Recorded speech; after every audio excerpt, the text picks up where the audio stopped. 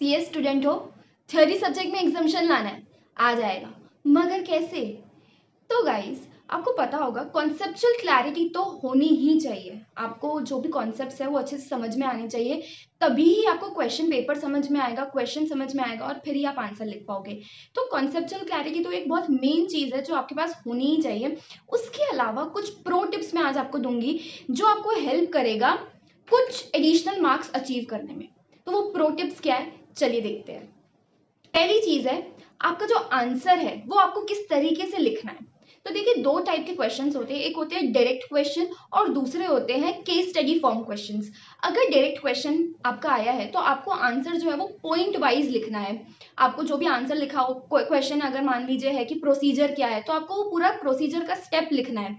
अगर आपका जो क्वेश्चन है वो केस स्टडी फॉर्म है, केस स्टडी के हिसाब से आया है आपका क्वेश्चन, तो आपको तीन चीजें उसमें ऐड करनी है, तीन चीजें आपको उसमें लिखनी है। वो पहला होगा फैक्ट्स।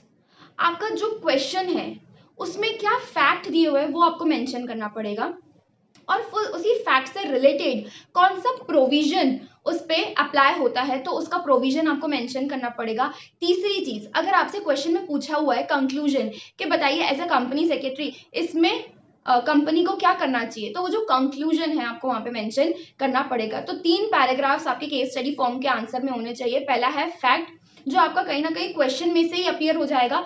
दूसरा है उस फैक्ट के ऊपर रेलेवेंट क्वेश्चन, रेलेवेंट प्रोविजन क्या है वो आपको लिखना है। तीसरा कंक्लूजन, अगर आपको कुछ पूछा है तो।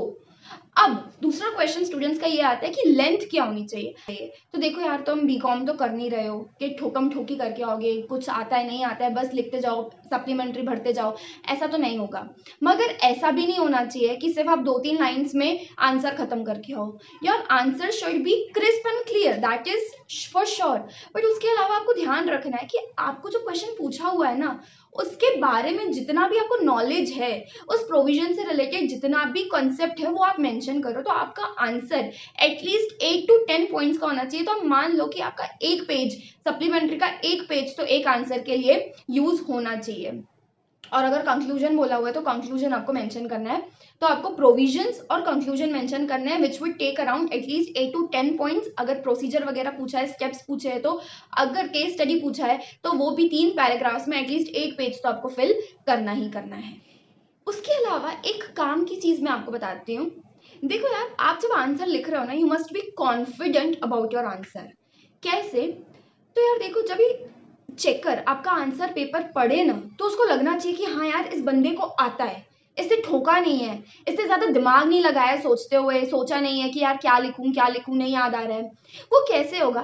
तो उस आंसर के अंदर जो कीवर्ड्स है ना, की पॉइंट्स है, उसको हाईलाइट कर दो कि 30 डेज के अंदर ये फॉर्म फाइल करना है, तो 30 डेज और वो फॉर्म का जो वो फॉर्म नंबर है, वो दोनों चीजें आप हाईलाइट कर दो। कंक्लूजन आप हाईलाइट कर दो। तो ऐसे कुछ कुछ कीवर्ड्स, कुछ पॉइंट्स अगर आप हाईलाइट कर दोगे ना, तो चेकर का सीधा ध्यान उस पॉइंट पे जाएगा, उसको लगेगा हाँ यार, इसने पढ़ के आया है और इसने ढंग से लिखा है, इसको पता है ये क्या लिख रहा है। तो जब चेकर को आपके पेपर के ऊपर कॉन्फिडेंस आएगा ना, तो वो भी ज्यादा सोचेगा नहीं कि यार क्या किया है इसने, क्या लिखा है, क्योंकि उसको आपके पेपर के ऊपर कॉन्फिडेंस आ जाएगा। लेकिन उसको आपके पेपर के ऊपर कॉन्फिडेंस कब आएगा? जब आपको आपके पेपर के ऊपर कॉन्फिडेंस आएगा।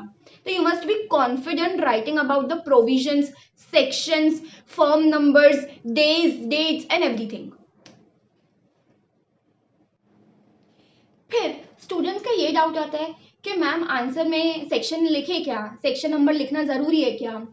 तो देखिए यार, अगर आप कंपनी लॉ का पेपर लिख रहे हैं तो मेरा एडवाइस यही रहेगा कि कंपनीज एक्ट के सेक्शंस आपको याद होने चाहिए।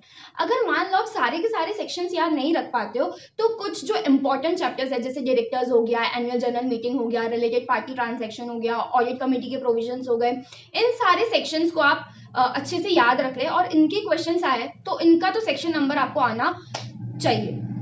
उसके अलावा अगर सेक्शन नंबर याद नहीं आता है तो तुक्का नहीं लगाना है हमको। अगर याद नहीं आता है तो as per the relevant section और according to the relevant section, pursuant to the relevant section, ऐसा कुछ लिख के आप पेपर शुरू कर सकते हैं, आंसर शुरू कर सकते हैं। अगर सेक्शन नंबर याद नहीं है तो गलत मत लिखना। गलत लिखोगे तो आंसर से मार्क्स कटेंगे। अगर नहीं लिखा होगा तो हो सकता है मार्क्स कटे भी, हो सकता है नहीं भी कटे, लेकिन अगर गलत लिखोगे तो डेफिनेटली मार्क्स कटेंगे। तो अगर याद है, कॉन्फिडेंट हो कि यही सेक्शन नंबर है, तो ही सेक्शन मेंशन करिए, कोट करिए, अदरवाइज सेक्शन कोट करने की जरूरत नहीं है। लेकिन अगर कंपनी लॉ के प्रोविजंस है तो जो इंपॉर्टेंट चैप्टर्स है एटलीस्ट उसके सेक्शंस तो आपको याद रखने चाहिए। तो गाइज ऑल द बेस्ट, आज के लिए इतना ही। ऐसी प्रो टिप्स के लिए सीए सीना जैसे गाने को फॉलो करें।